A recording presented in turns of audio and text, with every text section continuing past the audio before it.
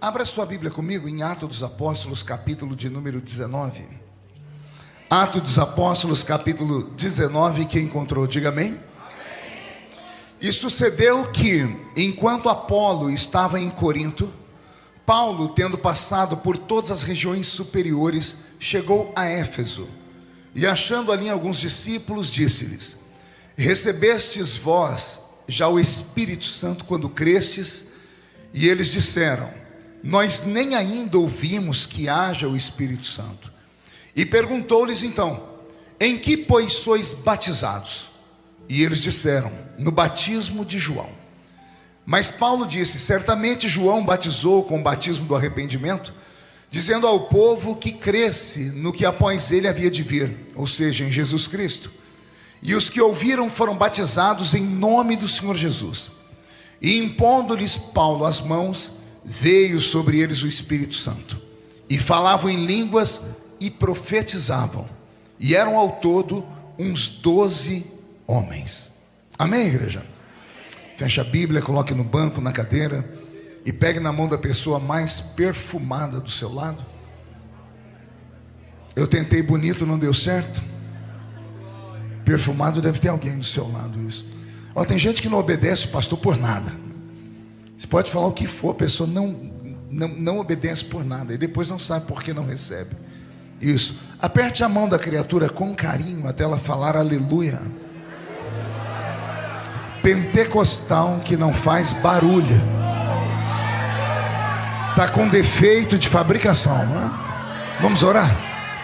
Senhor, nós te exaltamos, nós te glorificamos, e nós entendemos que dentro de alguns minutos e esta linda igreja ficará pequena para o tamanho da glória que o Senhor vai mandar do alto dos céus. Os que vieram tristes começarão a saltar de alegria. Os que vieram se arrastando não voltam para casa se arrastando. Hoje voltarão voando nas asas de um novo tempo. E antes que eu comece a revelar os seus segredos, cerque esta igreja com a sua presença. E num raio de 5 quilômetros, onde houver um demônio alojado, eu dou a esses demônios segundos para sumirem daqui. Porque se não sumirem, serão queimados pelo poder da sua glória, que aqui será derramada. Rasgue os céus sobre nós esta noite. Manda anjos de fogo descerem aqui. Que estes anjos desçam trazendo brasas de fogo nas mãos. Comecem a esparramar estas brasas entre nós. E onde houver um crente cheio do Espírito Santo, pega ele nesta noite, Jesus, e mostra o caminho da verdadeira e poderosa adoração. Fala conosco, fica conosco. É o que eu te peço agora e sempre. E toda a igreja diz: os que podem, tomem o seu assento, aplaudindo a Jesus, porque Ele é bom, porque Ele é maravilhoso. Eu só queria conversar com o sonoplasta. Eu não sei se essa caixa da direita está funcionando, ou é o meu ouvido que está meio surdo. Se puder alguém olhar para mim, porque eu estou escutando o som dessa caixa e a da direita não escuto. Isso, ele vai descer aqui para nos ajudar. Obrigado. Isso era um serviço do pastor Roberto Marinho, mas como ele está ocupado, tocando teclado, apresentando seus talentos, né? O rapaz está vindo? Isso, em nome de Jesus ele vai chegar aqui. Espírito de tartaruga, eu te repreendo agora. Ainda bem que ele é crente, viu a carinha dele, veio sorrindo. Você vai gostar do que eu vou falar assim que terminar aqui, ó. Isso. Aleluia. Aleluia. Acho que melhorou um pouquinho. Você tem como colocar um pouquinho de agudo nele aí para mim? Som. É que a minha voz é afônica, viu, gente? E como eu estou todo dia na estrada, minha voz é a minha enxada. Se eu não tiver com ela bem afiada, não consigo fazer o trabalho. E depois eu não consigo pregar. Som. Isso. Um pouquinho. Som. Som. Isso. Roberto, pode me ajudar ou não? Falar para ele aqui o que eu preciso. Som. Aleluia. Pode dar um glória a Deus aí, igreja? Pronto. Som.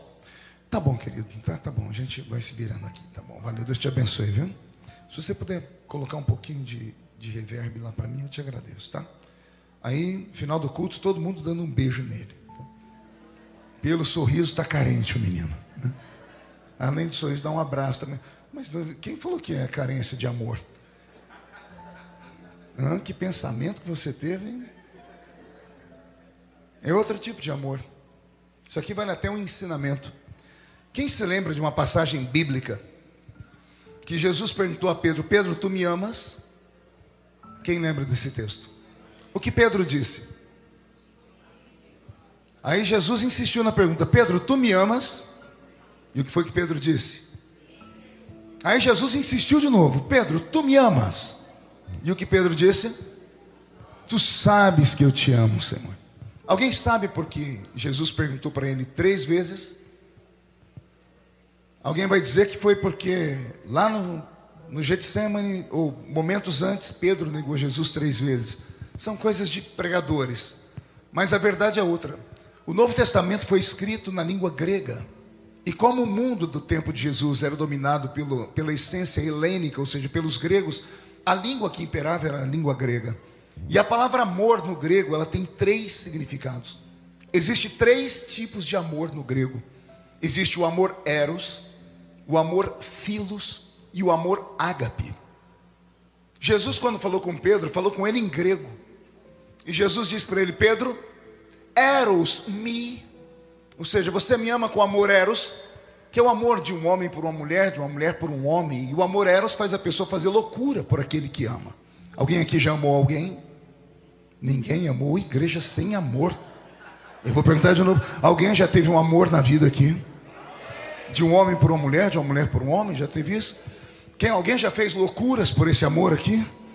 Pronto. Alguém já pegou aqueles carros de som e botou na porta da casa da pessoa? Pagou aquele mico? Porque o amor eros faz a pessoa enlouquecer por aquele que ele ama. Jesus está falando com Pedro: Pedro, eros me, faria uma loucura pelo amor que você sente? Ele disse: sim, Senhor, eu faria. Aí Jesus apertou e falou: Pedro, philos me, o amor philos. O que é o amor philos? É o amor de irmão por irmão, de filho por pai, de mãe por filha, de filha pelo pai, ou do filho pela mãe. É o amor, aquele amor de coração que chega a doer. Aí Jesus diz: Pedro, tu me amas como um filho ama o pai, ou como o pai ama o filho? E Pedro disse: sim, Senhor, eu te amo. Aí Jesus insistiu de novo e disse: Pedro, ágapas me. E aí o coração de Pedro ficou triste. Por isso que ele respondeu: tu sabes que eu te amo, Senhor. Porque o amor ágape é o amor que você ama sem esperar nada em troca. Ágapas me significa: você me ama, ainda que eu não te ame, Pedro. Pedro travou e disse: Senhor, tu sabes que eu te amo. Então, só vale aqui o ensinamento: existem 3 tipos de amor, né? Então, o amor que eu disse ao moço da camisa verde, e tomara que ele não seja palmeirense, era somente esse. É o amor philos, não é o amor eros, porque ele mostrou aliança. Aliança é o amor eros. Aqui no coração é o amor philos. E o amor ágape, esse só Deus tem. Posso ouvir um glória a Deus da igreja? Olha para o seu irmão e diga para ele: você está preparado? Diga: faremos uma viagem nessa noite. Mas é uma viagem só de ida para dentro do coração de Deus. Quem não quiser fazer essa viagem, a porta da rua é serventia da casa, tá? Dá tempo de ir para casa assistir o Corujão ainda pelo horário. Se ficar conosco aqui, coruja você não vai ver essa noite. Você corre o risco de ver a pombinha do Espírito Santo voar sobre nós aqui nesse ambiente. Amém? Tem algum pentecostal aqui dentro? Então eu acho que eu me encontrei. Pastor Roberto, mude a música para mim, por favor. Eu li com os irmãos essa noite Atos capítulo 19, porque o nome da conferência é Impacto, Pastor Marcos. E para mim, não há um texto mais impactante no Novo Testamento do que esse texto que eu li com vocês. Atos dos Apóstolos capítulo 19 é uma pérola da história do cristianismo. Quem conhece a Bíblia Sagrada sabe que existem 2 tipos de fé em Cristo. Uma antes de Paulo e outra depois de Paulo. A fé que havia em Jesus Cristo antes do apóstolo Paulo era uma fé que mesclava judaísmo com a nova religião que surgia, cujo nome não era o cristianismo ainda, era chamada de O Caminho. Por isso que Pedro e João foram ao templo à hora nona. Aquela igreja não era uma igreja cristã, era o judaísmo. Então, até Paulo, todos os crentes que criam em Jesus, acreditavam em Jesus, mas tinham ainda as suas pernas, os seus pés fincados na religião judaica. Quando o apóstolo São Paulo é salvo por Jesus, é ele que começa a construir uma filosofia chamada cristianismo. O cristianismo não é só uma religião, é uma filosofia de vida. Quer ver? Vou dar um exemplo para vocês. O que há de religioso nesse texto que eu vou falar agora? Conhecereis a verdade, e a verdade vos libertará. Não há religião nisso. Isso é um princípio, é uma filosofia. Porque o cristianismo ele vai além da religião, é uma filosofia de vida. Por isso o Ocidente, onde nós moramos hoje, ele está fundamentado no moral judaico-cristão. Não é apenas a religião, mas sim princípios. Princípios de honrar pai, de honrar mãe, princípios de não cometer coisas erradas, de não matar as pessoas, etc. e etc. Então o apóstolo São Paulo, ele divide o tempo. É ele quem vai construir o cristianismo como nós conhecemos hoje. Um cristianismo puro. É ele quem arranca o ranço do judaísmo do nosso meio. Se você ler a carta aos Gálatas, você vai ver Paulo dizer assim: eu resisti a Pedro na cara. Porque para Pedro, haviam crentes que eram mais crentes que os outros. Os judeus iam para um céu diferente dos gentios. Porque Pedro só acreditava nos homens que haviam feito a circuncisão do seu prepúcio, do seu órgão genital. E aí vem Paulo e diz assim: mas a circuncisão nossa não foi feita no nosso órgão genital, foi feita no nosso coração. E Paulo começa a discutir com Pedro. Então Paulo é o homem que enfrenta os velhos pais da igreja para que o cristianismo se tornasse como nós temos hoje aqui. A fé cristã está fundamentada em Jesus, porque ela foi lapidada pelo apóstolo São Paulo. Posso ouvir um glória a Deus por isso? Tudo que nós conhecemos como homilia, rito de fé cristã, vem das cartas do apóstolo São Paulo. Se fôssemos usar o Velho Testamento, nós já estaríamos mortos, apedrejados ou coisa pior. Porque o Velho Testamento é o olho por olho, é o dente por dente. A alma que pecar essa, o salário do pecado é a... Todos pecaram e destituídos estão da... Se todos pecaram e estão destituídos, o que nós fazemos com esses que estão aqui? Esses não estão mais destituídos porque a graça em Jesus abriu a porta do céu e o nosso nome está escrito lá. Então devemos tudo isso ao apóstolo São Paulo. O apóstolo São Paulo, em Atos dos Apóstolos, capítulo de número 19, ele vai pregar em uma cidade chamada Éfeso. Diga comigo, Éfeso. A cidade de Éfeso era a terceira maior cidade da Grécia Antiga. Uma cidade rica, uma cidade extremamente importante. Havia na cidade de Éfeso um porto. E esse porto era tão frequentado porque toda a Ásia Antiga, para que as pessoas pudessem se comunicar de países a países, os barcos não havia ainda combustível. Eles eram movidos à força humana de escravos. Então, quem fosse de um país ao outro no Oriente Médio, era preciso parar no porto de Éfeso, para que os escravos descansassem, para que pudessem comprar comida, para que pudessem comprar bebida. Isso foi transformando aquela cidade numa megalópole. Éfeso tinha 500 mil habitantes no seu tempo. Em altas temporadas, 1 milhão de habitantes. E eu estou falando de uma cidade de 2000 anos atrás. Então imagine o tamanho, o potentado dessa cidade. Uma cidade grega. Diga comigo, grega. Não ouvi direito? Pergunte para o seu irmão: você conhece alguma coisa de gregos? Todo mundo conhece sobre gregos. Você já estudou sobre isso. Quer ver? Até as pessoas estão fazendo assim: eu não sei nada de grego. Quando passa um homem bonito na rua, a mulherada fica oriçada e diz: lá vai um Deus. Ah, isso a senhora sabe. Não sabe nada de grego, mas isso a senhora sabe. Por quê? Porque os gregos sempre foram uma raça acima e além do seu tempo. Imagine vocês que esse povo antigo, antiquíssimos, já dominavam o mundo do seu tempo com a sua cultura. Os gregos inventaram a tal da filosofia. Filosofia que até hoje deixa os nossos filhos atormentados. Um dia desse eu recebi uma mensagem de uma das minhas filhas, que é universitária, e ela quase não escreve. Então quando ela escreve é problema, já me deu desarranjo.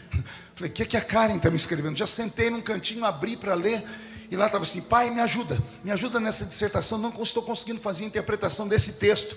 E eu me senti um super-herói, porque eu amo ler, eu já li quase 10 mil livros. Então eu falei, eu amo ler, eu amo interpretar livros e histórias. E eu comecei a ler, eu li a primeira frase, li a segunda, li a terceira, voltei na primeira fase de novo, li de novo, tive que voltar 3 vezes. Na terceira vez eu desisti. Eu rolei para ver quem é que tinha escrito aquele texto tão incrível. Platão.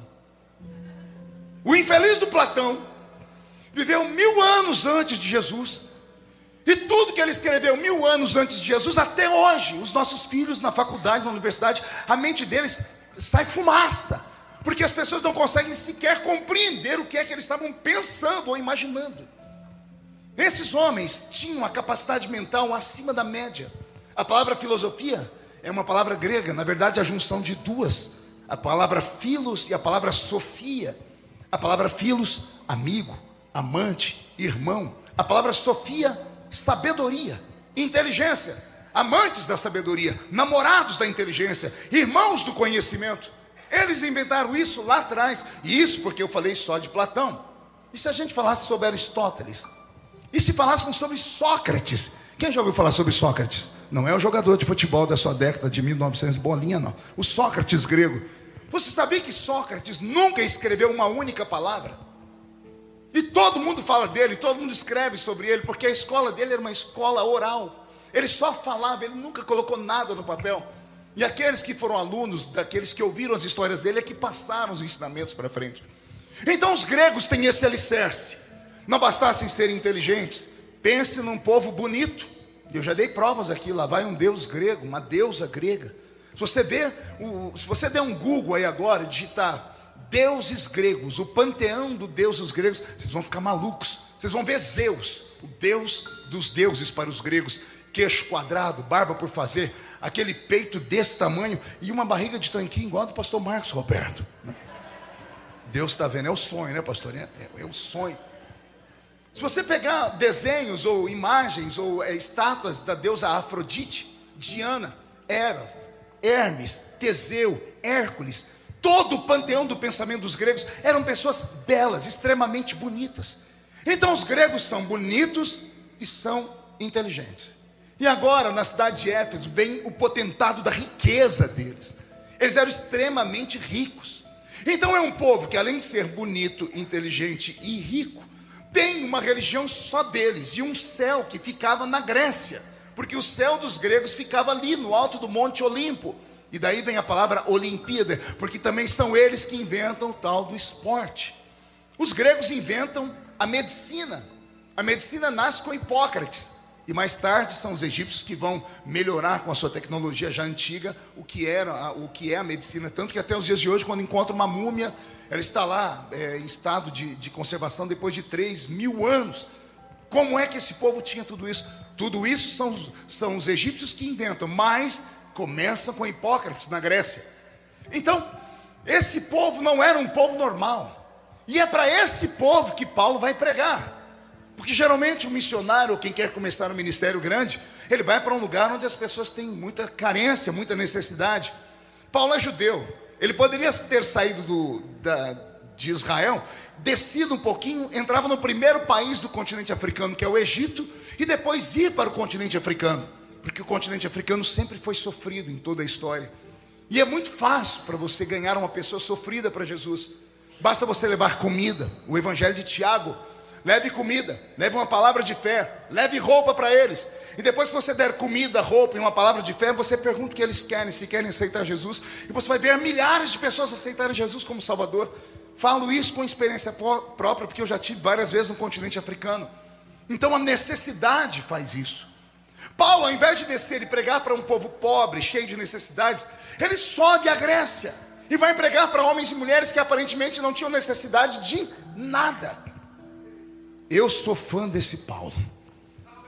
Me apaixonei tanto por ele que estudei sobre ele de todas as formas possíveis. E eu descobri que Paulo era um nanico de 1,5 metro de altura, que tinha uma cabeça desse tamanho, era calvo e caolho, e manco de uma perna. E você ainda acha que você é feio? Olha como Deus é. Deus usa as coisas desse mundo para fazer as pessoas ficarem perdidas. Porque Deus vai mandar para a Grécia um ser humano que aparentemente não tem nada para oferecer a eles. Um homem de 1,5 metro de altura arrastando uma perna, caolho e manco ainda, calvo por natureza. Imagina Paulo entrando em Atenas, a capital do mundo antigo, do intelecto. Imagina ele caminhando por aquela terra, aquelas mulheres belas, aquelas beldades, aqueles homens fantásticos, passando perto do velho nanico Paulo, depois passando todo mundo procurando uma madeira. Pergunte para quê? Para bater e falar, isola. E a mulherada falando assim, a mãe dele deve ter jogado pedra na deusa, para ele ter nascido feio desse jeito. Porque aparentemente falando, ele não tinha nada. As pessoas não o respeitavam pela sua aparência. Mas quando ele andava pelas ruas da Grécia, haviam seres invisíveis na Grécia. E esses seres não olhavam para a aparência dele. Esses seres olhavam para dentro dele. E quando olhavam para dentro dele, enxergavam não apenas o espírito de Paulo, mas aquele que habitava dentro de Paulo. Ou você esqueceu que também é Paulo que vai dizer para nós que nós somos templo do... Você não é só isso que as pessoas veem. Você não é apenas uma carcaça que caminha sem rumo pelas ruas. Há dentro de você a habitação plena do poder de Deus, da essência de Deus, e por que não dizer da própria pessoa de Deus? Porque o Espírito Santo não habita em templos feitos por mãos humanas. Está escrito na palavra. Quando nós saímos dessa igreja e fechamos ela, ela fica extremamente vazia. Só se Deus quiser colocar um anjo aqui. Não sei se o anjo vai ter coragem de ficar aqui para ficar guardando cadeira, parede. Mas Deus não habita aqui. Deus visita esse templo. Quer perguntar quando? Quando você entra aqui dentro. Você não vem aqui para buscar a presença de Deus. Você entra aqui trazendo a presença de Deus. E é isso que muitas pessoas não entendem, Lucas. E é por isso que o culto às vezes fica travado. Porque as pessoas dizem, eu vou à igreja em busca de Deus, eu vou à igreja em busca de poder. Ai Deus, mas eu estou dentro de você, criatura. Ou seja, a pessoa nem percebe que Ele está lá dentro. Aí a pessoa entra aqui dentro tão triste, tão fria, e passa o culto inteiro calado, olhando o pregador com essa cara, parecendo que foi batizado num pote de vinagre. Aí passa o culto inteiro sem sentir nenhuma emoção, porque não tem percepção mais, não percebe a presença de Deus, e fica o culto inteiro olhando o pregador com esse olho seco, parecendo olho de sapo que morreu no dia de enchente. Aí vem para um culto como esse, que é uma festa de impacto, e ao invés de abrir a boca para adorar a Jesus, fica com essa boca travada, essa boca de aço, essa língua de ferro, esse queixo de concreto. E por que ficam assim? Porque não entendem o que estão fazendo e nem onde estão. Deixa eu te dizer uma coisa: 90% dos crentes conseguem entrar na igreja, e não mais do que isso. Mas tem uns 10% que entram na igreja e conseguem ir para o culto. Eu vou falar de novo, ver se você entende. Entrar na igreja, qualquer um entra. Fizeram até uma piada, Melk. Por que o cachorro entrou na igreja? Quem sabe? Porque a porta estava aberta, eureka. Então, entrar na igreja não é mérito para ninguém, porque até cachorro entra dentro da igreja. Eu quero ver entrar no culto. E como eu entro no culto? Paulo ensinou isso. Quando vocês se ajuntam, nada acontece. Mas quando vocês se ajuntam, uns têm salmos, louvores, e outros têm testemunhos, palavra. Aí vocês saem da terra e entram nas regiões celestiais. E é nas regiões celestiais que o milagre que você tanto espera acontece. Então você tem que participar do culto. O culto não é como uma reunião da maçonaria, como uma reunião do Lions Club ou do Rotary Club, onde você vai ouvir uma pessoa falar sem parar, porque ela é perfeita, vai ouvir o testemunho dela, vai bater palma, assoviar, ou vai levantar e ir embora comer pipoca. Não! Isso aqui é um quartel-general, gente. Por que o pastor me trouxe aqui? Porque eu sou um soldado experimentado no campo de batalha. A minha patente aqui é mais alta do que você. E eu estou aqui para te dizer que é possível sobreviver lá fora. Mas não dá para sobreviver lá fora se você não se abastecer aqui dentro. E para se abastecer aqui dentro, você não pode ficar paralisado. Você não pode ficar aqui apenas olhando as pessoas. Você não pode ter vergonha do que as pessoas vão pensar sobre o seu tipo de culto. Porque Deus é apaixonado por gente doida. Ah, você não entendeu, eu vou falar de novo. Deus ama gente maluca. E qual a diferença dos normais numa reunião como essa e os malucos? Os normais ficam aí, bracinho cruzado, perninha cruzada, chicletinho na boca, olhando para o céu, filosofando. To be or not to be, that's the question. O maluco, ele entra aqui e faz uma adoração extravagante. Ele quer chamar a atenção de Deus. E Deus ama, ele fica esperando os seus filhos, à espreita, esperando alguém chamar a atenção dele. Uma vez alguém falou: pastor, por que Deus não fala comigo? Você não fala com ele. Eu era recém-casado, há 30 anos atrás. E eu estava na minha casinha lá pequenininha, tinha 3 cômodos. E eu estava preparando uma pregação, para a noite eu ia pregar. E a minha esposa estava ali na área de serviço, que era a cozinha e um tanque do lado. E aqui do outro lado tinha o meu quarto e o berço da minha primogênita Karen. E eu estava aqui orando, falei: Senhor, me dá uma mensagem. Eu já tinha orado, jejuado, a unção, a inspiração não vinha. De repente, irmãos, eu quase morri do coração. A minha filha, a Karen, era bebê, ela deu um grito. Mas sabe aquele grito de filho de pentecostal mesmo? Ela deu um grito que quase rachou o teto. Eu falei: mas morreu a menina. Quando eu fui empurrar a cadeira, não deu tempo, eu senti um vento passar atrás de mim. E eu falei: meu Deus, The Flash passou aqui. Eu olhei, era minha esposa, mas ela passou numa velocidade e entrou no quarto. Quando ela entrou no quarto, eu falei: a menina morreu. Eu entrei atrás dela desesperado. Quando eu cheguei, lá estava minha esposa já com a bebê no colo. Eu não sei que velocidade foi essa. Ela conseguiu chegar, abriu o véu, pegou a criança, colocou no colo e começou a fazer assim. E fazia assim para mim. Eu falei: o que foi ela? Aí ela fez a bebê deitar, dormir, colocou no berço, colocou a chupetinha, fechou o véu, passou perto de mim com o peito estufado, como que dizendo: eu tenho poderes, sabe? E mãe tem poder mesmo, a gente não tem. Eu não tenho nem paciência. Aí eu fiz tudo aquilo. Ela não me explicou nada, não falou nada. Foi embora, eu fui, sentei ali para escrever a pregação. Falei: Senhor, me dá uma inspiração. O Senhor disse: mais? Foi: mais o quê? Eu te dei ali atrás. Falei: que inspiração? O Senhor falou: lembra tudo. Aí eu lembrei, grito estridente, uma super mulher passando, pegando a criança, acalmando ela e colocando para dormir. O Senhor disse para mim: é assim que eu ajo. Falei: me explica, Senhor. Eu estou no culto, vocês estão tudo calado, vocês estão tudo dormindo, vocês estão tudo assim, olhando. Para mim está tudo bem. Mas quando um de vocês resolve dar um grito, quando um de vocês resolve levantar a poeira e falar assim: eu não aceito mais a situação que eu estou vivendo. Quando você diz assim: eu não levo mais afronta para minha casa, aí você coloca Deus em posição de sentido para te pegar no colo. O que eu vou pregar a partir de agora não é para crentes normais, é só para crentes loucos que acreditam que Deus ainda impacta a vida das pessoas. Tem alguém que acredita nisso? Então agora não dá um grito, não, dá um berro de glória a Deus, por favor.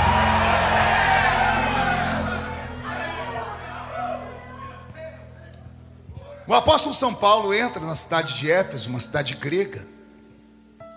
Os gregos ricos, bonitos, inteligentes, donos de um céu só deles, com deuses e milhares deles. Não bastasse isso, os gregos também eram feiticeiros.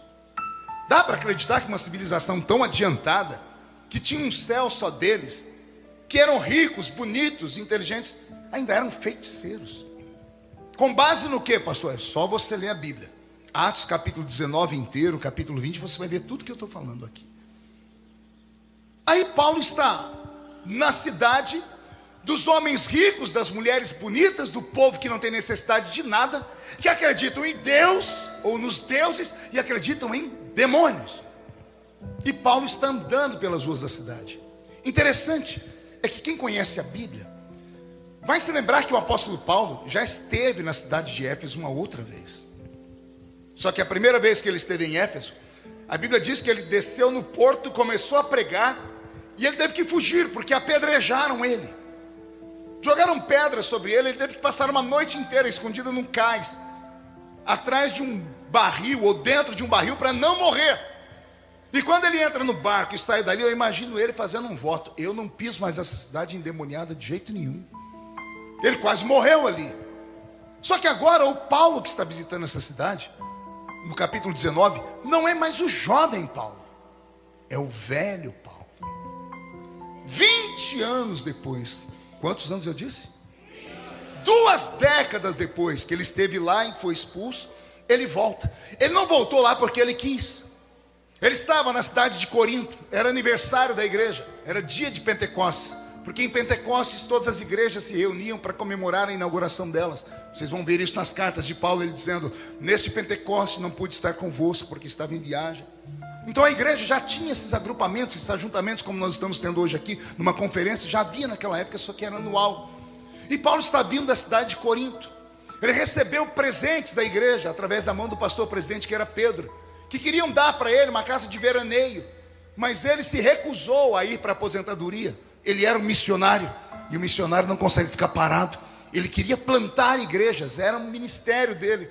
Então ele pegou toda aquela oferta, e naquela noite ele orou dizendo: Senhor, para onde o Senhor quer que eu vá?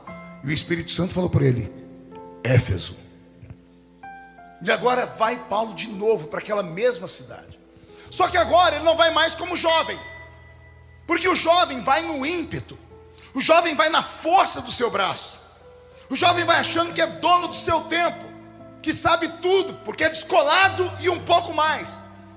Com o jovem está a força, mas falta a ele a experiência. Falta ao jovem a habilidade, irmã Conceição. Como eu sou um pregador já antigo, porque eu prego desde os 13 anos, eu alcancei várias gerações, pastor Marcos. Inclusive a sua, desde que o senhor era pequenininho, que o senhor me via pregar. Então, eu alcancei várias gerações. E aí de vez em quando alguém fala assim: poxa, pastor Marcos, o senhor não tem mais aquela unção de antes. Me dá uma raiva. Aí eu de vez em quando eu pergunto: por quê? Porque o senhor não dá mais aqueles golpes de Kung Fu que o senhor dava no púlpito. Aí eu falo: criatura, eu tenho 50 hoje, com carinha de 60 e corpinho de 70. E porque não é você, bocó. Só Deus sabe quantos remédios eu tomo por noite. E está aqui o meu enfermeiro que me dá injeção todo dia, pastor Roberto. É isso, a vida passa e a gente vai envelhecendo. Então eu não consigo mais ser aquele menino de antes.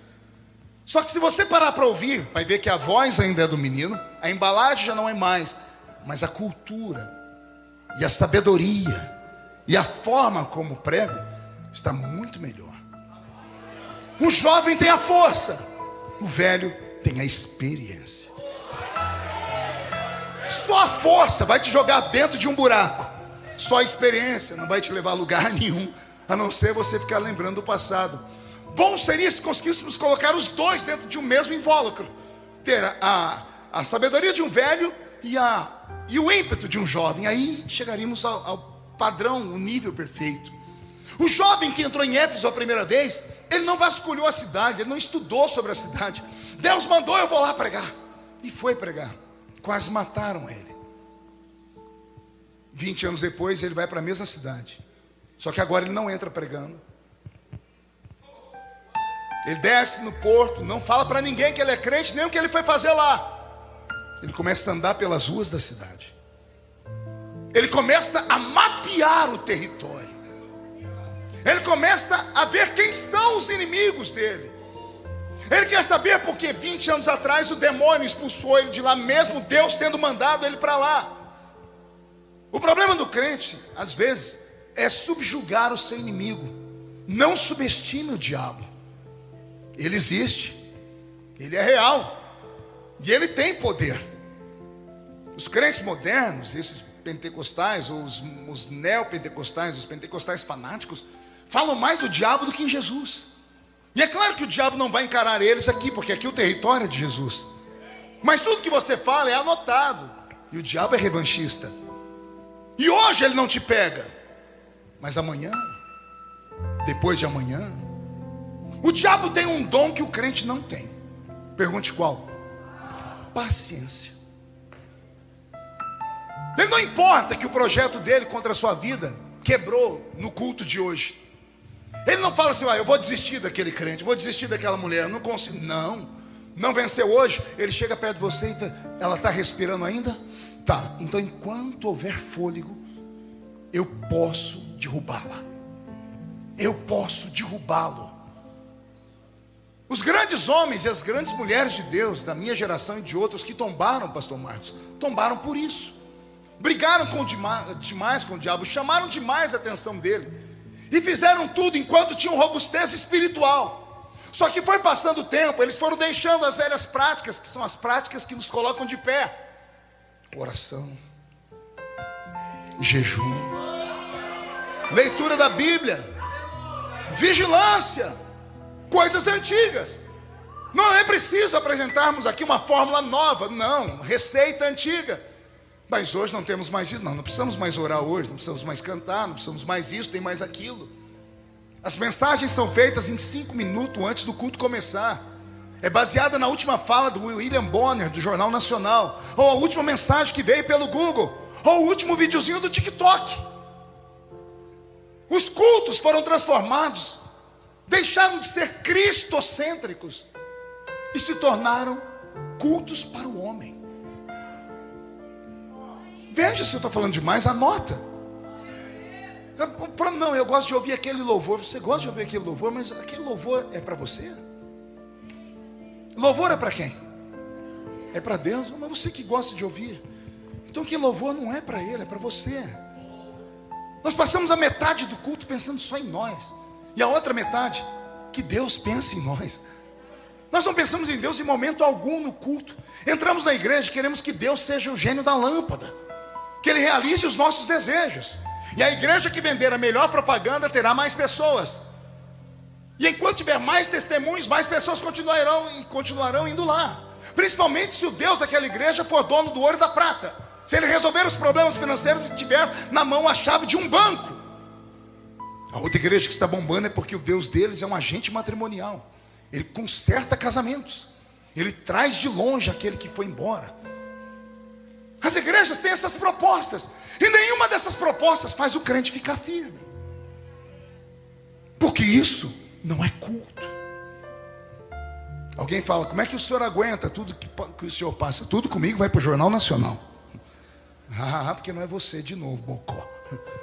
Fala: como é que o senhor aguenta, pastor? Só tem uma explicação: os meus pés estão fincados em uma rocha. E o que foi que fincou os meus pés na rocha? Eu conheci Deus de verdade. Me apresentaram um Jesus que se manifesta de duas formas. Pergunte quais? Como Salvador e como Senhor. E qual a diferença, pastor? Todos querem um Salvador, ninguém quer o Senhor. Explica, pastor, explico. Quem é que não quer ser salvo? Vinde a mim, vós que estáis cansados e oprimidos, e eu vos aliviarei. Todo mundo quer esse Jesus. Venha como está. Todo mundo quer Ele. O problema é que depois que vem, não pode ficar como veio.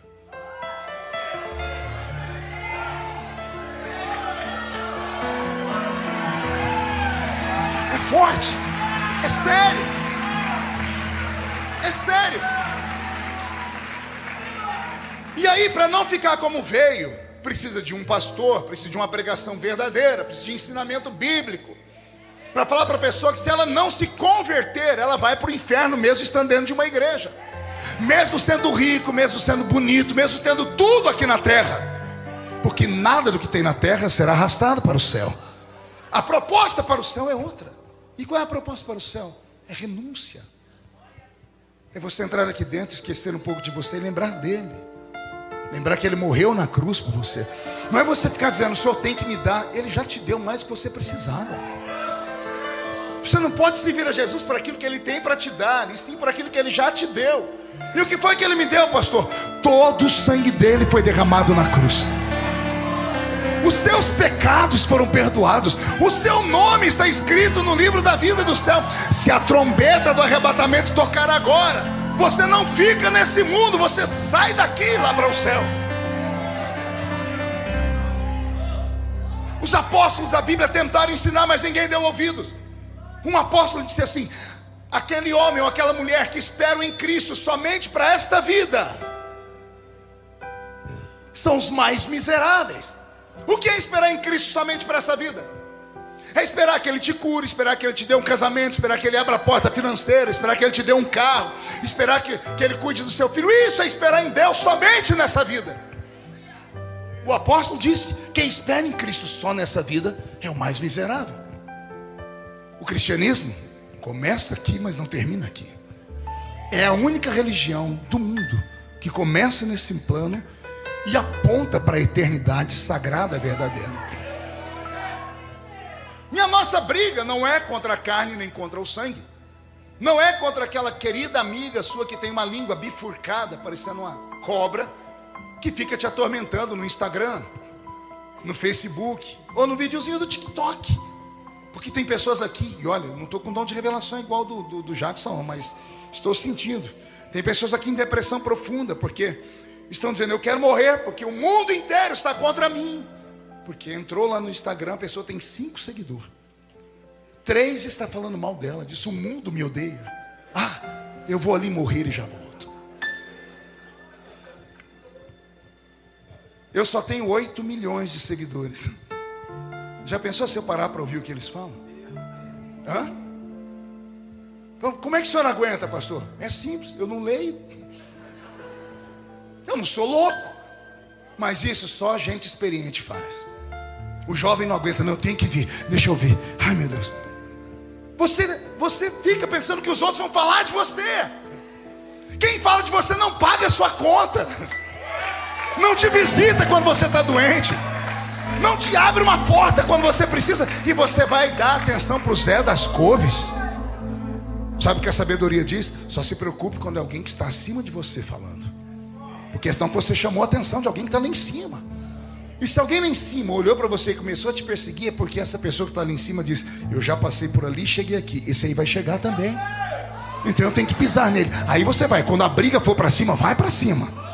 Mas se for com gente aqui embaixo, ignora. Quer crescer na vida? É assim. Deus quer impactar a sua vida hoje, arrancando de você sentimento de autocomiseração. A senhora tem 30 anos, está com cara de 60. O senhor, idem. Está à base de Rivotril e Lexotan, e faz terapia todos os dias. E as suas crianças estão com os pulsos cortados porque não suportam existir num mundo injusto. E acha que o problema está com o bullying do amigo? Nós crentes somos caminhantes de 2 mundos. Falei pelo Espírito agora. Vou falar de novo. Nós crentes pentecostais não somos normais. Somos caminhantes de 2 mundos. Um dos nossos pés pisa a terra, o outro pisa nas regiões celestiais. Parte de você fala a língua da terra, a outra parte de você fala a língua dos anjos, dos céus.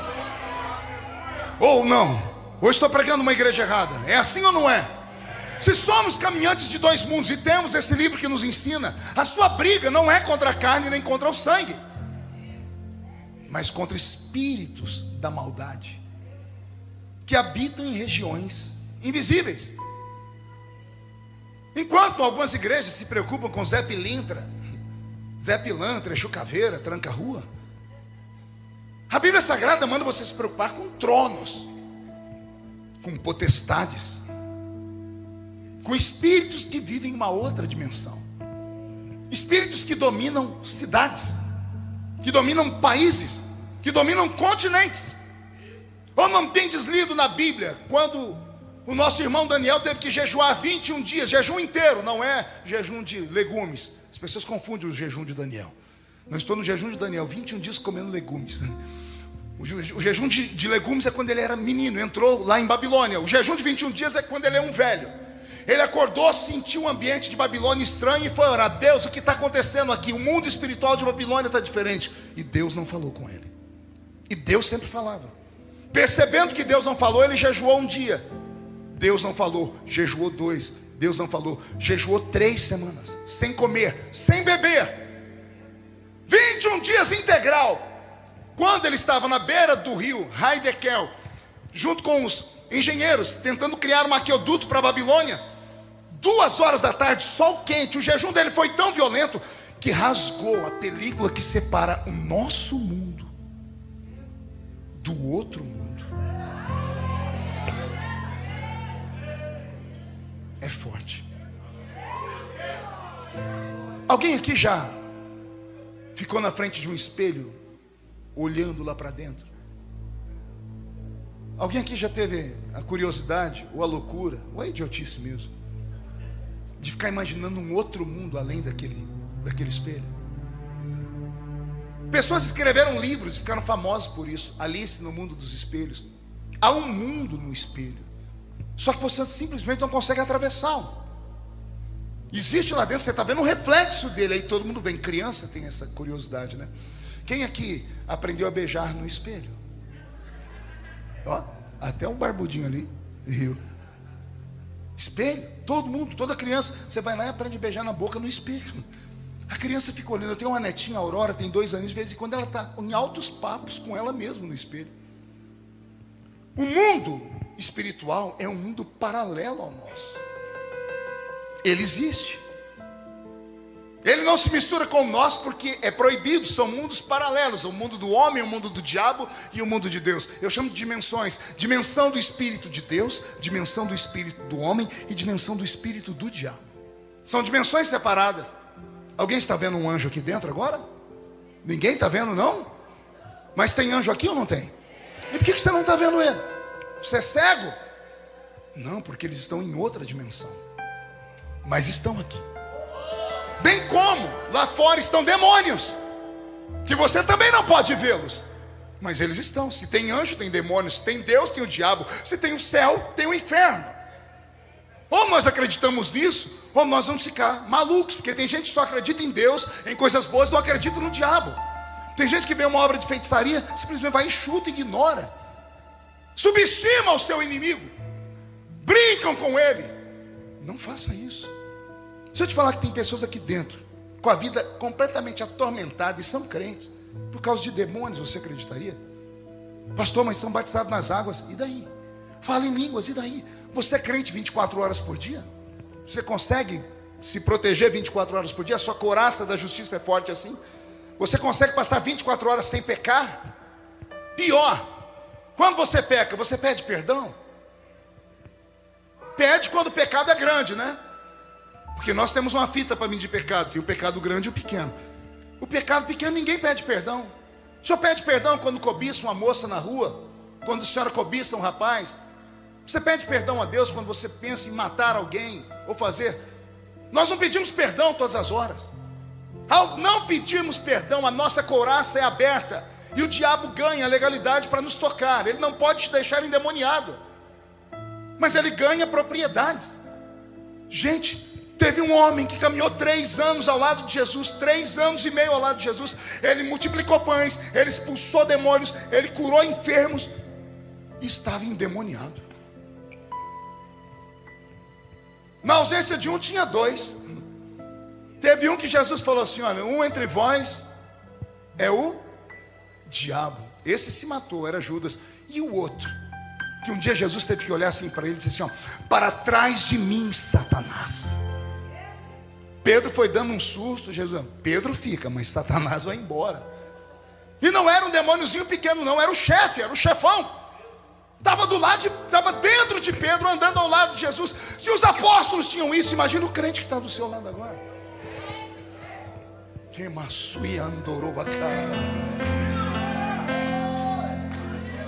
É apavorante o que eu vou dizer, mas eu preciso dizer. Já percebeu que não cai mais ninguém endemoniado nas nossas igrejas? Não é só na de vocês, na minha também não. Já percebeu? Por quê? Alguém vai falar: não, pastor, demônios não existem. Já há uma teoria dessas. As pessoas dizem que eram reações psicossomáticas de um cérebro doente, esquizofrenia. Outros falando que era aquela doença que a pessoa se estribucha no chão. Como é que... epilepsia. Dão nomes. Não acredito mais em demônios. Aí outros, vem a pior, diz assim: não, na minha igreja não cai ninguém demoniado porque tem unção para tudo quanto é lado. Mentira. Que eu já preguei em algumas que falam e eu sei que não tem. O diabo não é mais atormentado nos nossos cultos. Já ouviu essa palavra? A gente deixar o diabo atormentado? Nos cultos de antigamente, o diabo era atormentado quando entrava no culto. Ele vinha dentro da criatura, a criatura sentava e estava lá o diabo, na mente dela quietinho. Aí a criatura sentava do lado de cá, tinha uma irmã que ficava o culto inteiro dizendo: glória a Deus, aleluia. Aí do outro lado tinha alguém que jejuou o dia inteiro. Aí aqui atrás alguém que subiu um monte para orar. Aqui na frente um jovem buscando santidade. O ambiente começava a ficar saturado com a glória de Deus. Um ambiente inóspito para o diabo. O diabo se manifestava em protesto. O que é manifestação? É um protesto. Não tem manifestação em Brasília? O que é manifestação? Protesto. Por que o diabo se manifesta? Ele só se manifesta quando ele protesta que o lugar onde ele está ruim. O diabo não protesta mais os nossos cultos. Aliás, ele está cultuando conosco. Porque o culto não é mais para Deus.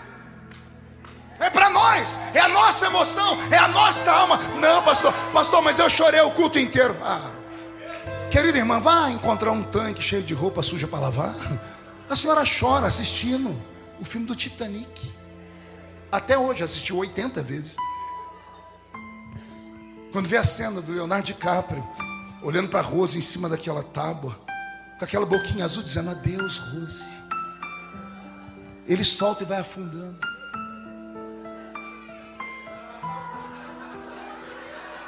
Jesus usa, mas quando o inimigo pega, dá isso aí. Até hoje eu não sei por que ele não subiu em cima daquela tábua. Cabia a ele, a Rose, o pai dele, a mãe dele. Pega o filme de novo, assiste e congela as cenas, mede a tábua. Cabia todo mundo. Por que ele morreu? Né? Isso é um outro debate para um outro dia. Eu estou falando de emoção. Chorar, qualquer um chora. Não é isso que eu venho buscar numa reunião como essa. O crente tem que chegar numa reunião como essa, mais ou menos como você chega quando você está no ambiente e a bateria do seu celular está indo embora. Você fica correndo onde tem uma tomada. É sério, o crente, quando ele fica sem o celular, ele entra em abstinência, dá uma crise na pessoa. Eu já vi mães esquecerem o filho em casa, mas não esquece o celular. Esquecer a Bíblia, é sério. Então quando chega no lugar, fica procurando um lugar para carregar a bateria. O crente tem que entrar numa reunião como essa desesperado assim. Eu preciso recarregar minha bateria. Eu preciso receber autoridade e poder, unção, glória, graça. Mas como é que eu recebo unção, glória e graça se eu não tenho nem postura de adorador? Se eu não sei para que quero esse dom? Perceberam que as pessoas não são mais batizadas com o Espírito Santo? Porque ninguém busca. E por que ninguém busca? Porque ninguém mais estimula. E por que as pessoas não estimulam? Porque quem recebeu não sabia para que tinha recebido. Eu me converti, sentei do lado de um garoto, ele passou a reunião inteira falando um trem que eu não entendia nada. Fim do culto, eu falei para ele: a sua mãe tem uma floricultura? Ele falou: por quê? Você ficou essa reunião inteira falando samambaia, samambaia. Que samambaia é essa? Ele abriu aquela boca, ele só tinha 2 dentes na boca. Chamava Márcio Sestari. Um dente era o zagueiro, o outro era o atacante. Ele abriu aquela boca desdentada e falou assim: não é samambaia não, é língua de anjo. Eu falei: como é que é? Eu falo língua de anjo. Eu falei: que língua? Ele abriu a Bíblia em Atos capítulo 2 e leu: estavam todos reunidos no mesmo lugar, quando de repente veio do céu um som, como de um vento forte e impetuoso, e encheu toda a casa onde estavam assentados. Foram vistos por eles línguas repartidas como que de fogo, as quais pousaram sobre cada um deles, e todos foram cheios do Espírito Santo e começaram a falar em outras línguas.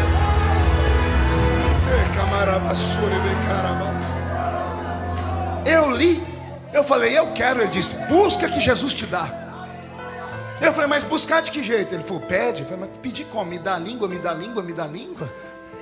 Ele falou: não, fala glória. Eu disse: como? Glória. Ele falou: mais glória, glória, mais glória, glória, glória. Quantos glória? Ele disse: até a sua boca encher. A fórmula funciona. Mas nossos cultos estão muito paradinhos, muito geladinhos. Os nossos crentes querem mais entretenimento, querem o show, querem o impacto, querem a frase mirabolante, querem ir para o culto para receber uma unção, para ficar rico, para ficar bonito. Não sabem que a luta verdadeira é muito mais profunda. E para receber esta autoridade, aí não vem da terra, aí vem do céu. E como é que vem do céu? Alguém tem que atravessar o espelho.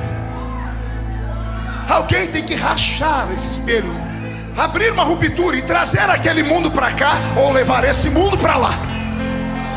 Vou falar de novo. Eu venho de uma geração onde a gente dizia: ou a igreja sobe hoje, ou o céu desce aqui.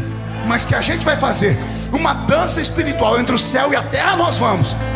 E a nossa geração conheceu isso. Daniel, 21 dias jejuando, 2 horas da tarde, o céu abriu. Um anjo apareceu perto dele de dia, com o sol estalando uma mana. Quem estava perto de Daniel, que não estava em jejum e eram adoradores de Baal, a Bíblia diz que eles sentiram e fugiram. Olha o poder que estava em Daniel.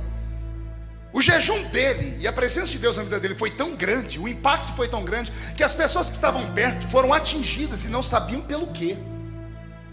Leia, você vai ver. Os homens fugiram e Daniel foi ficando zonzo. E quando ele olhou para frente, ele viu Gabriel, um anjo de quinta grandeza. E Gabriel se apresentou e disse a ele: Daniel, homem muito valoroso, a sua oração foi ouvida desde o primeiro dia.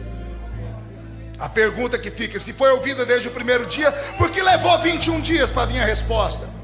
Aí Gabriel vai dizer: o príncipe da Pérsia me aprisionou nos céus. Olha só, um ensinamento que ninguém nunca tinha me dado quando criança. Para mim, demônio fugia de anjo igual o diabo foge da cruz. E eu descobri que tem anjo que pode ser preso por demônios. E se fosse um anjinho pequeno eu entenderia, mas é Gabriel. Gabriel está dizendo: eu fiquei preso no céu da Pérsia, porque o príncipe do reino da Pérsia me aprisionou. Pode imaginar isso? Demônios que mandam em nações, demônios que mandam em cidades, demônios que mandam em bairros, que mandam em empresas, que mandam em trabalhos. O pastor David Yang-Shu, antigo pastor Paul Yang-Shu, faleceu ano passado, veio da Coreia uma vez ao Brasil, e eu fui ouvi-lo lá no Anhembi, em São Paulo. Era um coreano desse tamanho. A igreja dele tinha 1 milhão de membros. 1 milhão de membros. Cultos 24 horas por dia. Tem um monte de oração na Coreia, que vai gente do mundo todo lá para orar. Quem já leu algum livro dele? Se não leu, perdeu. Encontre A Quarta Dimensão, um livro desse tamanho, mudou a minha vida. Pequenininho, você fica maluco com o que ele escreve ali.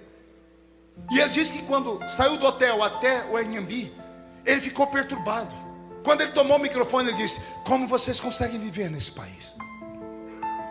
Isso há 30 anos atrás. E alguém perguntou para ele por que. Ele disse: porque eu vinha andando e eu via demônios nas árvores, demônios nos postes, demônios nos carros, demônios nas pessoas dirigindo os carros.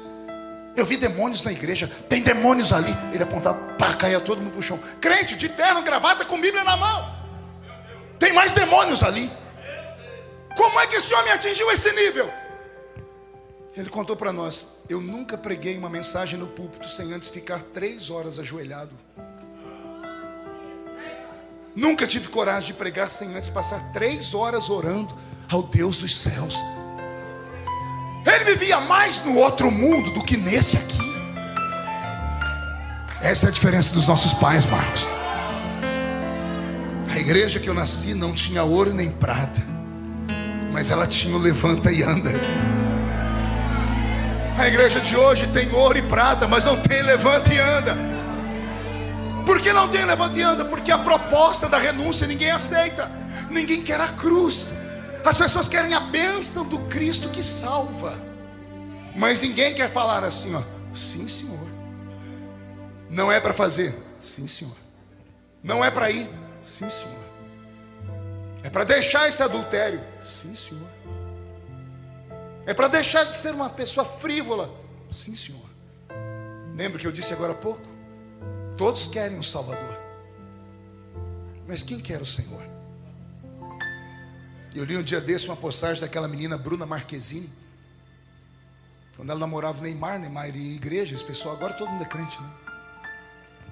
Aí apresentaram para ela o Salvador e ela se apaixonou. Aí de repente ela posta lá assim: Jesus é um cara legal, mas a patota dele, e aí soltou um palavrão. Eu ri e falei: ela tem razão. porque apresentaram para ela o Salvador. Venha como está. E ela veio. Aí alguém foi falar assim para ela: agora você não pode ficar como veio.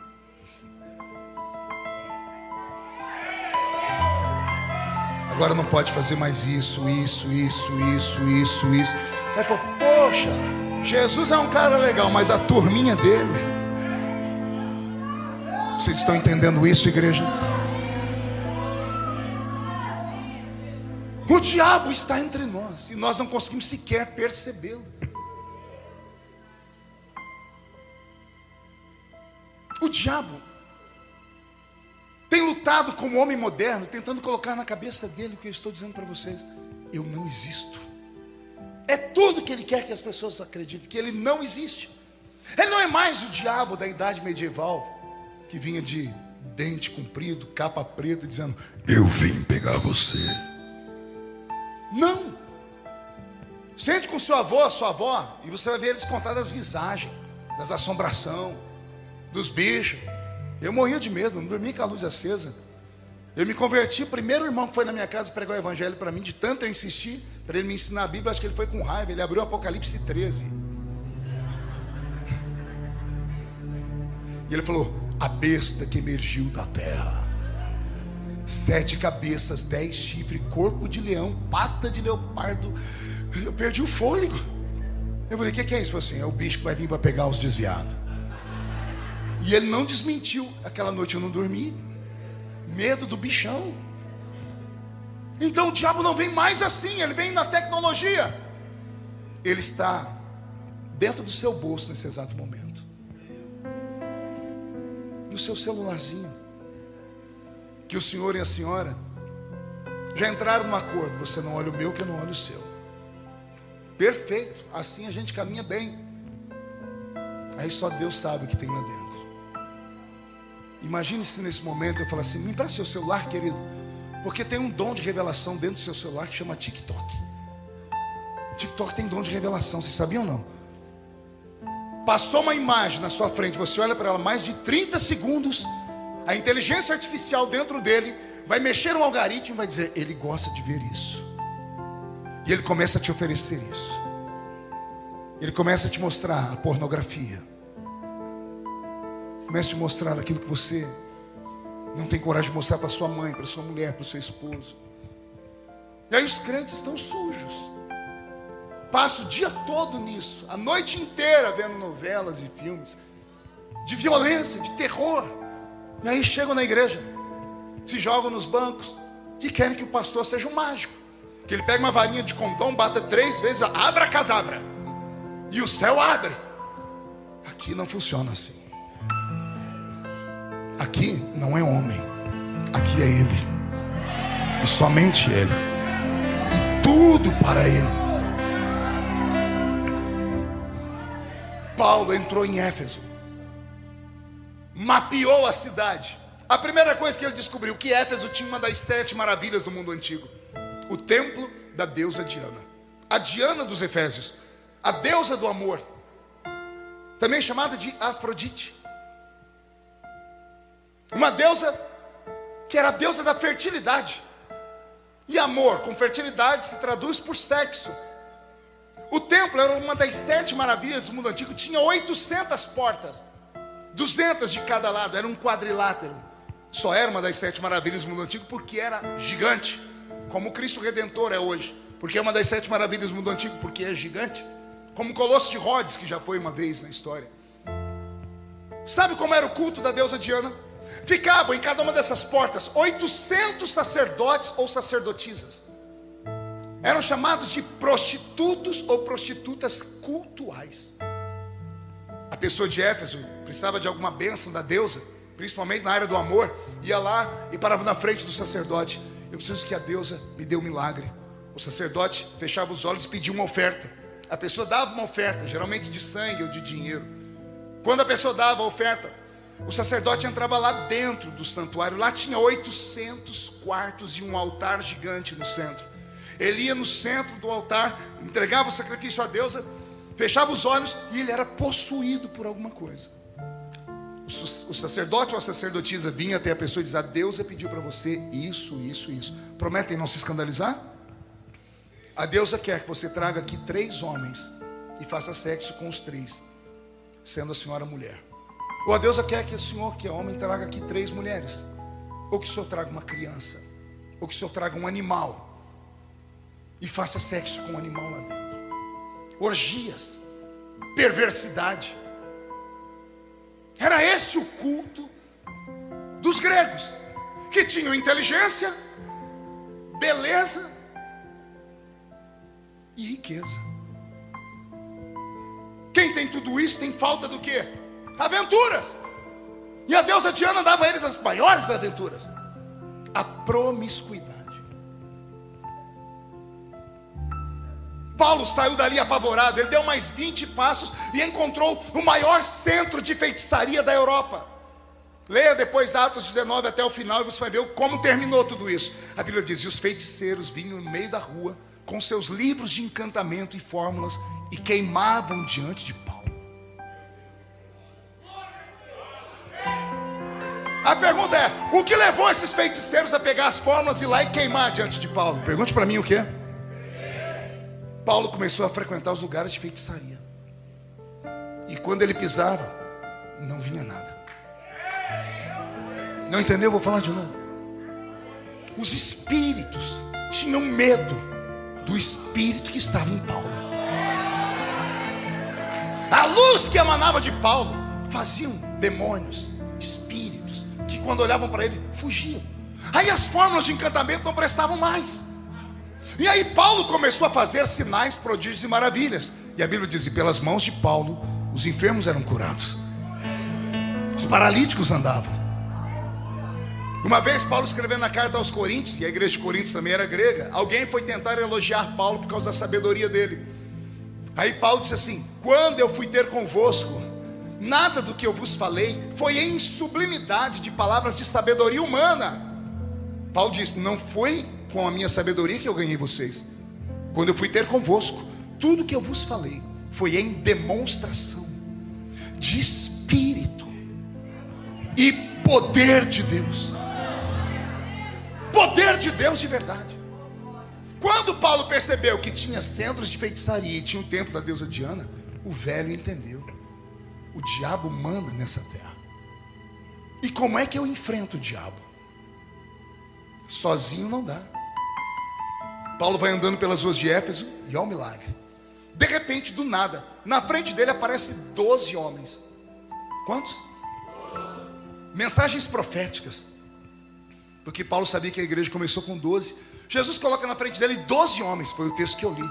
Quando Paulo viu aqueles 12 homens, a Bíblia diz que eles já eram salvos. Aí Paulo encontrou aqueles crentes e fez a pergunta que todo crente faz quando encontra outro crente: a paz do Senhor, a paz de Deus, a paz de Cristo. E aí, cara, não importa como é que eu cumprimento hoje. Aí ele fez assim: qual é o nome da sua igreja? Foi isso que eu li no texto? Não? Paulo perguntou o nome da igreja deles? Não. Mas não é assim que todo crente, quando encontra outro, pergunta. Ah, já sei. Paulo perguntou qual era a convenção deles. Foi isso também? Não foi também? Oh, que Paulo chato. Paulo fez uma pergunta àqueles homens, uma só. Uma pergunta estranha para nós que somos crentes.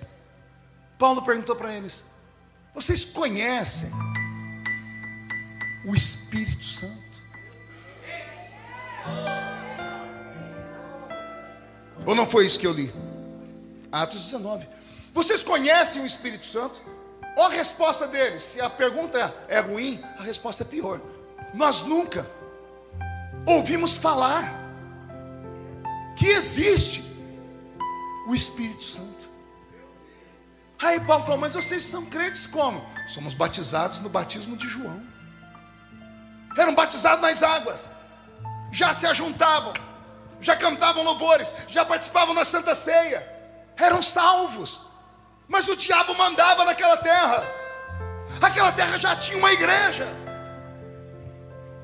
mas essa igreja que lá existia não fazia cócegas no diabo, porque ela não tinha armas para brigar com o diabo.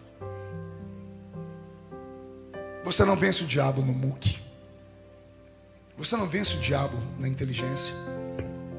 Não importa se a senhora fala how are you, Não importa se o seu carro é importado, se você é secretário do secretário, não importa que você seja o que for, quarto membro da Trindade. O diabo não se importa com isso, não se importa com seu anel de formatura, com diplomas na parede, com a sua aparência. O diabo só respeita canela de fogo. Conhece essa linguagem aqui ou não? O diabo só respeita canela de fogo. E o que é um canela de fogo? É um crente batizado com o Espírito Santo. E o que um crente batizado com o Espírito Santo tem?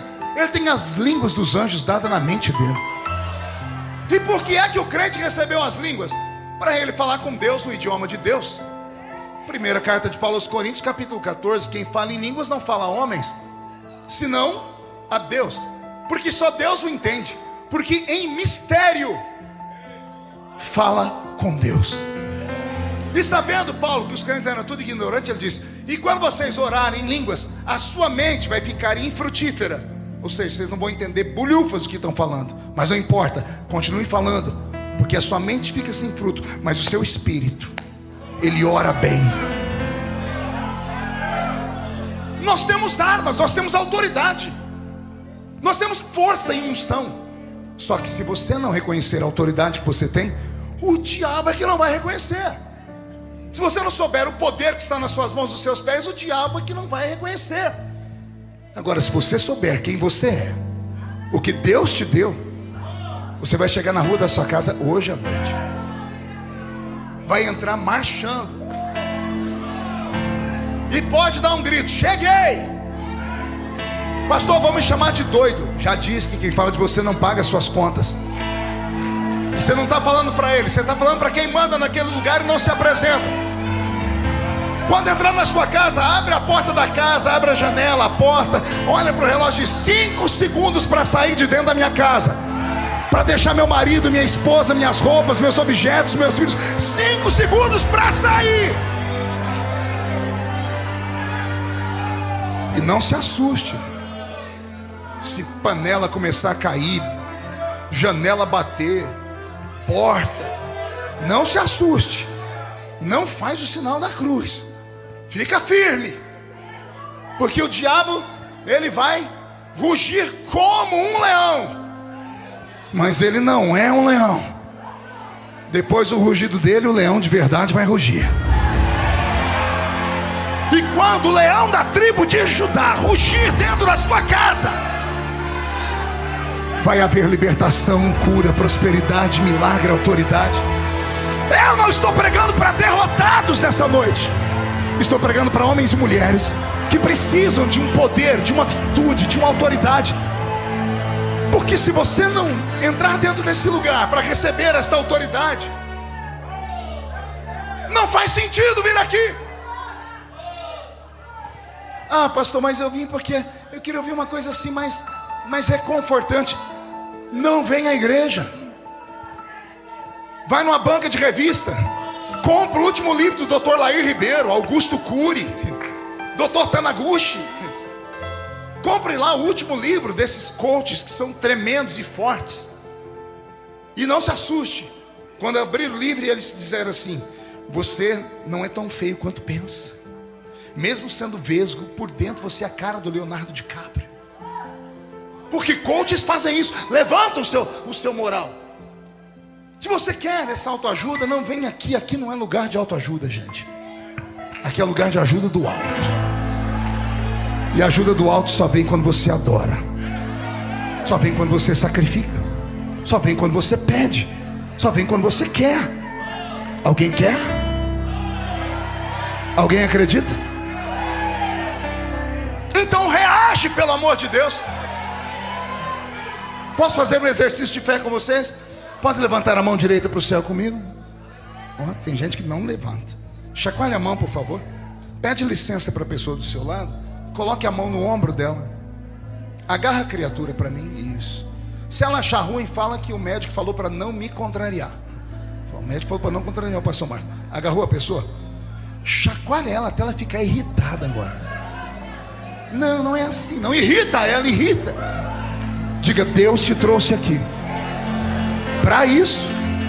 Sacode a pessoa de novo, diga: para isso. Deus te trouxe aqui para sacudir a sua fé, para sacudir a sua família, o seu casamento, o seu ministério, para sacudir essa cidade. Deus quer sacudir esta terra, e Ele precisa de você, do seu corpo, da sua inspiração.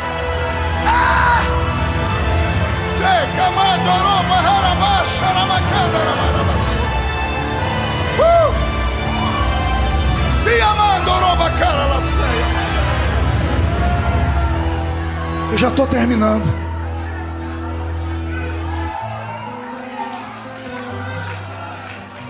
Isso. Quem não é crente vê isso aqui e diz assim: nossa, isso tem uma energia esses crentes, porque arrepia. Está arrepiado aí, amigo? Um frio na boca do estômago, a perna ficou bamba. O que é isso, pastor?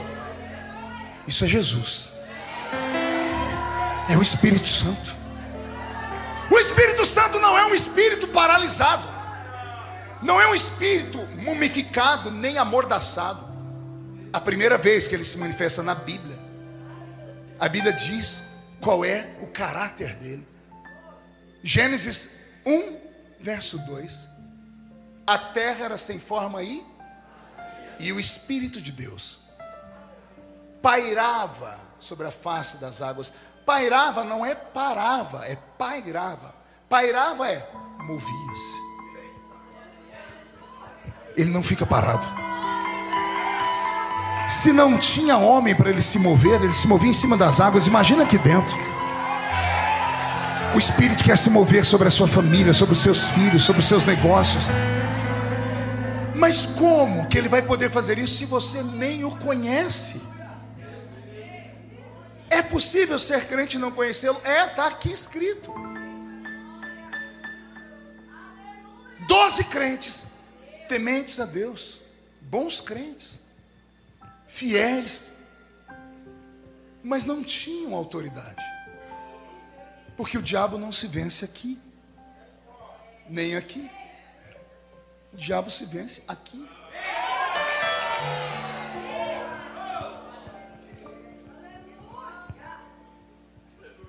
Paulo provocou uma revolução tão grande na cidade de Éfeso. Procurem depois no Google qual foi o fim do templo da deusa Diana. É engraçado. A explicação é que teve um terremoto e a sétima maravilha do mundo antigo caiu, ruiu. É a explicação do mundo para o término do templo da adoração à deusa Diana. Eu nunca ouvi falar que fechar uma igreja acabava o culto. A pandemia, ficamos 2 anos com a igreja fechada. E a igreja viva aqui? Eles não entendem o que aconteceu lá. Eu entendo. Quer perguntar o que aconteceu? 1,5 metro de altura, manco de uma perna, caolho, mas cheio do Espírito Santo.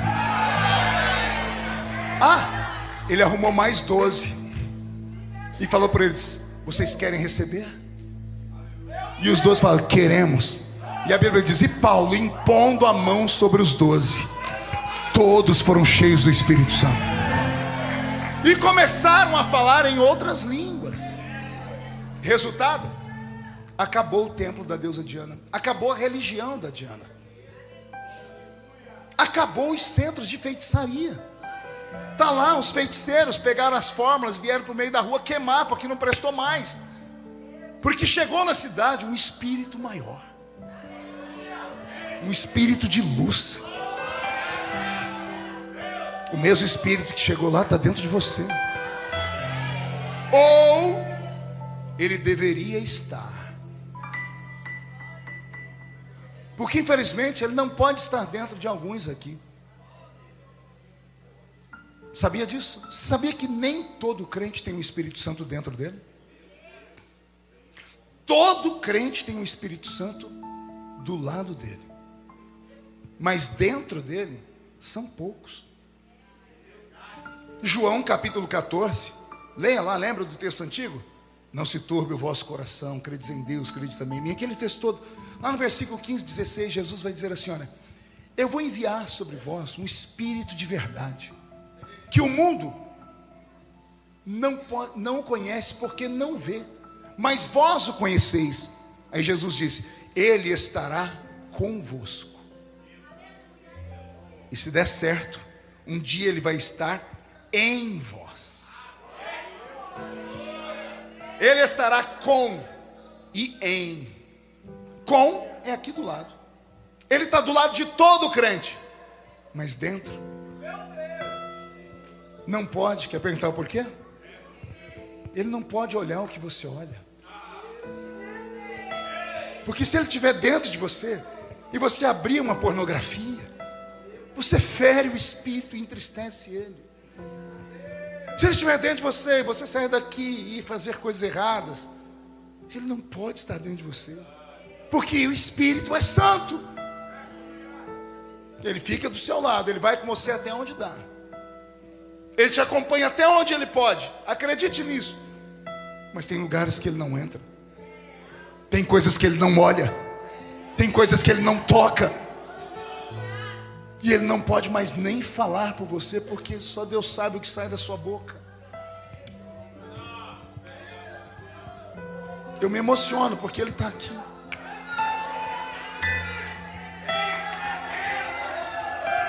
O Espírito Santo é querido. Ele é um cavalheiro. Ele é um gentleman. E os crentes esquecem o que Jesus falou: se um dia vocês pecarem contra mim, terão perdão, viu? Se pecarem contra o meu Pai, terão perdão também. Mas se pecardes contra o Espírito Santo, não terão perdão nem hoje, nem nunca mais. Olha como é terrível. Isso se chama paracletologia ou pneumatologia. É a doutrina do Espírito Santo. Na nossa geração, alguém gastava tempo para estudar, para entender, para compreender. Por isso a igreja era ladeada de dons. Nos últimos anos acabou tudo. Nos adaptamos a esse mundo moderno. E ser moderno não é errado. O duro é ser mundano. Ser para frente não é errado. O duro é ser para frente e deixar Jesus para trás. Aí não funciona. E eu termino esperando que essa palavra tenha impactado o seu coração. Porque vocês que já são velhos igual a mim, ao pastor Marcos, que me escuta desde criancinha, a gente aguenta qualquer coisa. Não tem escândalo, nada nos tira da presença de Deus. Como eu disse, meus pés estão fincados numa rocha. E o que foi que fez meu pé ficar preso na rocha? Meus ouvidos ouviram, meus olhos viram, meu coração sentiu. Quem já viu, ouviu e sentiu, não consegue caminhar em outro lugar. Estou citando Paulo para vocês. Carta de Paulo aos Coríntios, capítulo 2, verso 9. Aquilo que os olhos não viram, aquilo que os ouvidos não ouviram, aquilo que não subiu ao coração do homem, é o que Deus tem preparado para aqueles que o amam. Eu vi a glória de Deus na minha infância. Eu ouvi profecias, eu senti a presença dele. Deus é real, o Espírito Santo é real. Então nada me tira da presença dele. Mas o problema não sou eu, o problema é o seu filho. É aquela garotinha que está deitada no colo da mamãe ali. Imagina daqui 10 anos em que igreja ela vai estar congregando. Como serão os cultos. Eu tenho filhas que eu apresentei no altar, minhas 3 filhas. Nos últimos 5 anos eu tive batalhas terríveis com elas por causa da universidade. Para tentar falar para elas que só há um caminho. E como você combate os seus filhos, tem a mente deles feita uma lavagem cerebral por professores de sociologia, antropólogos, biólogos e outros pensadores mais, que não acreditam em Deus. Aí nessa semana alguém perguntou para mim: por que Karl Marx odiava tanto Deus? O pai do socialismo e do comunismo escreveu que a religião é o ópio do povo. Ópio é uma droga. Por que a religião combate tanto a igreja? Você sabe ou não? Pergunte para mim, por quê, pastor? Porque para o socialismo, o comunismo, o Estado tem que ser Deus. O Estado tem que ser grande. O Estado tem que te dar bolsa isso, bolsa aquilo outro. O Estado tem que te servir. Então você tem que adorar o Deus chamado Estado. E eles conseguem convencer as pessoas com essas ladainhas. Mas tem um grupo que eles não dão conta. Pergunte quem? Os crentes. Pergunte por quê? Porque quando o crente está com problema, ao invés de ele ir na prefeitura, ele vai na igreja. Ao invés de pedir uma coisa, ele vai dobrar o joelho e orar. E aí ninguém consegue explicar porque o milagre acontece. Karl Marx entendeu: se não matar a religião cristã, a gente não consegue entrar na mente das pessoas, porque o concorrente é muito grande, é Deus. Então mate Deus, tire das pessoas a pureza, tire a crença que há um Deus do céu, e a gente domina o mundo. O espírito do anticristo é esse. Aí Paulo vai ensinar: ainda há um aqui na terra que detém o espírito do diabo. Paulo diz: antes que o homem da perdição, o iníquo, o anticristo apareça, e ele só não pode aparecer, Paulo diz: há um que o detém. Quer saber quem detém ele? Quem está dentro de você. É o Espírito Santo. Enquanto o Espírito Santo estiver aqui com a igreja, por isso que nós, crentes pentecostais, pelo menos a minha geração, acredita que a igreja não passará pela tribulação, ela será arrebatada. Por causa disso. Porque quem detém o anticristo não é uma. Se fosse uma, seria a igreja. Mas Paulo diz: há um que o detém. E quem é que detém o espírito do anticristo? O Espírito de Deus que está aqui. E onde é que o Espírito de Deus está? Dentro de mim, dentro de você. E quando é que o Espírito vai sair da terra? Vou explicar, ensinando Paulo. Dada a palavra de ordem, o mesmo Senhor descerá do céu, com alarido, voz de arcanjo e trombeta de Deus. Os que morreram em Cristo ressuscitarão primeiro. Depois nós, os que ficarmos vivos, seremos transformados e arrebatados seremos, e estaremos para sempre com o Senhor Jesus nos ares. Quando a igreja for arrebatada, o Espírito Santo nos levará. Ao nos levar, ele sai da terra. Ao sair da terra, o espírito do anticristo começa a reinar. E aí as pessoas que não acreditam no que a gente prega ficarão aí. E aí esses crentes relativistas, moderninhos, que não, tudo depende. Não importa o que você pensa. Lei é lei. Lei não se discute. Lei se cumpre. Sim ou não? O que é esse livro? Livro de leis. Ah, tem leis aí atrasadas demais. E daí? Ninguém revogou a lei. Ah, mas não presta. Não presta. São leis pétreas. Está estabelecido e ponto final. Você crendo ou não, acreditando ou não, respeitando ou não, a lei está estabelecida. Se você obedecer a lei, você não será punido pelo que está escrito. Se obedecer a lei, você receberá a benesse disso. Pode ser uma lei maluca, idiota, na sua cabeça. Não, eu posso ter quantas mulheres eu quiser. Quem vai me impedir? Um livro de 2 mil anos atrás? Faça, vá lá, vire um depravado, faz o que você quiser. Ninguém vai te impedir. Mas está escrito: ficarão de fora. Está escrito: ficarão de fora. Não há outro Deus além do nosso. Está escrito. Ah, mas eu creio em outro. Deus respeita, eu respeito, todo mundo respeita. Mas no último dia, acabou. Lei é lei. Eu amo moto e encerro aqui. Eu tenho uma moto de corrida, eu tenho uma Fireblade 900 cilindrada. Consegue imaginar o velhinho aqui numa Fireblade 900 cilindrada? Já dei 260 na moto. Eu vi o céu de perto. Tem uns 10 anos que eu não sento na minha moto. Eu chego na garagem, olho para ela, limpo ela, mando lavar. Meu cunhado dá uma voltinha nela e volta. Não ando mais nela. Quer perguntar por quê?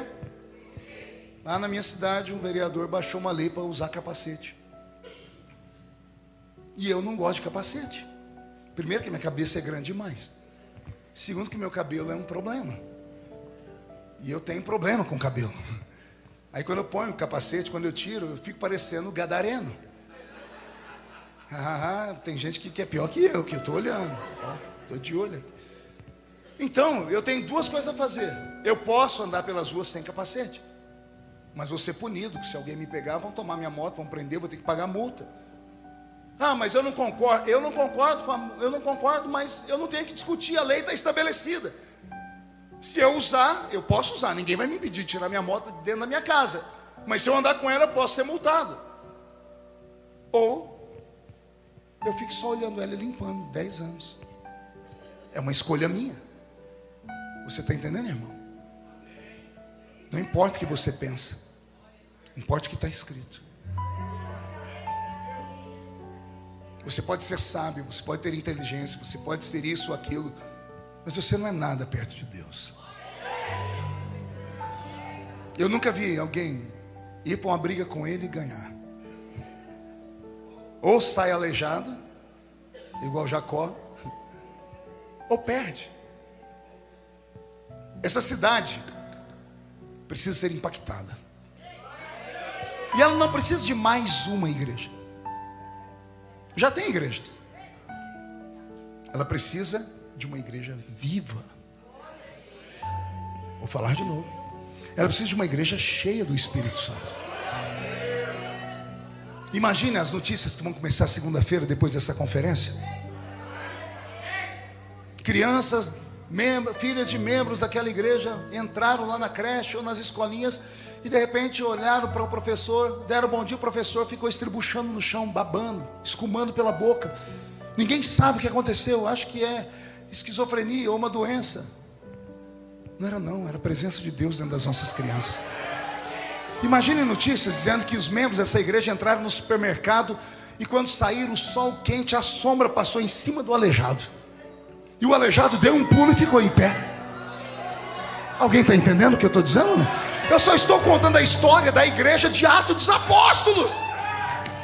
Esta é a igreja original, a igreja que trazia o céu para a terra. Mas porque trazia o céu para a terra, havia pureza, santidade, crença, respeito e autoridade. Que Deus transforme essa cidade como Ele transformou a cidade de Éfeso. A cidade de Éfeso, pastor Marcos, terminou os dias dela em glória, tamanha glória, que lá em Apocalipse Jesus mandou uma carta para ela. Carta à igreja de Éfeso. Há uma carta na Bíblia somente falando carta aos Efésios. O apóstolo São João, o melhor amigo de Jesus, terminou os dias dele depois que saiu da ilha de Patmos, com mais de 90 anos, pastoreando a cidade de Éfeso. Quando o apóstolo São Pedro cometeu aquela loucura de mandar os crentes venderem tudo que tinham e colocaram aos pés dele, achando que Jesus voltaria naquele tempo.